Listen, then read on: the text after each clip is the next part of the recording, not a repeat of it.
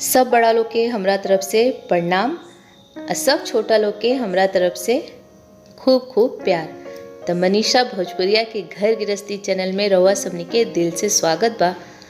उम्मीद करतनी कि आज की वीडियो रवा सबनी के अच्छा लगी, और अगर अच्छा लगी तो रवा सबनी के का करे के बा, एगो लाइक कर देम जा, सपोर्ट करी जा अपन बहन के, अपन दोस्त के।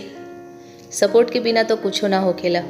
तो आज हम विजिट कराइम एक gift shop, gift end game shop के, जे कि वडोदरा में बा, गुजरात में। रवा सबनी के कुछ चाही तो नीचे ईमेल आईडी बा, हो जा रवा सबनी के कांटेक्ट कर सकीला। बहुते रिजनेबल प्राइस में है जा गेम, गिफ्ट, डेकोरेशन के आइटम होखे के, लेडीज पर्स बा, बहुत कुछ बा। धीरे धीरे हम बहुत कुछ रवा सबनी के बताइम। प्राइस बहुत चीप पड़ी और इजी अवेलेबल बा। हर तरह के गेम मिलेला, बच्चा लोग के हर तरह के खिलौना जैसे टॉयज़ वगैरह होखेला था, बहुत अच्छा अच्छा एकदम मिलेला। कोई ऐसा गेम और टॉयज़ निखे जो कि हैजा अवेलेबल निखे।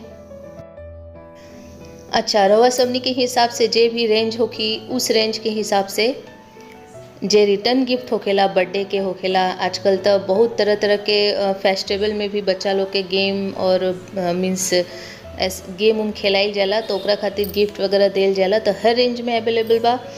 कोई भी नया चीज़ मार्केट में आएला, जैसे कि गिफ्ट बा, गेम बा, या फिर डेकोरेशन के कोई आइटम बा, ई तो हम रवा सबनी के सिर्फ एक वॉल, एक दो रो के ही दिखावत नहीं।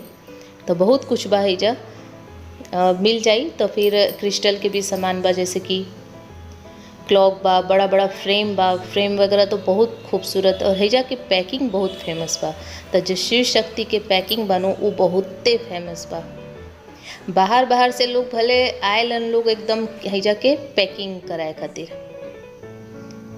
अच्छा, भगवान जी के मूर्ति बा, भगवान जी के, माता जी के, लड्डू गोपाल जी के, शिव जी के, महादेव जी के, साईं बाबा, श्रीनाथ जी के, हर तरह के मिलेला। जैसे कि गाड़ी में फ्रंट में रखल जाला उस टाइप के, गाड़ी इस टाइप के, जो बच्चा लोग के कार होखेला, म्यूजिकल होखेला, जे भी बच्चा लोग के कंप्यूटर वगैरह वगैरह, बहुत कुछ, किचन सेट बा, डॉक्टर सेट बा, मतलब कि का ना मिलेला, सब कुछ अवेलेबल बा।